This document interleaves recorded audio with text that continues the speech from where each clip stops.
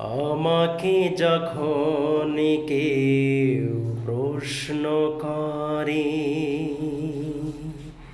কেন বেছে নিলে এই পথ,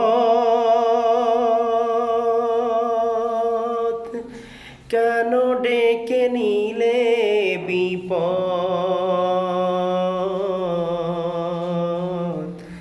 কেন বেছে নিলে এই পথ,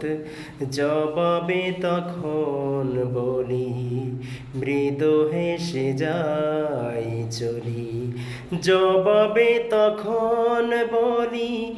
মৃদু হেসে যাই চলি। বুকে মোর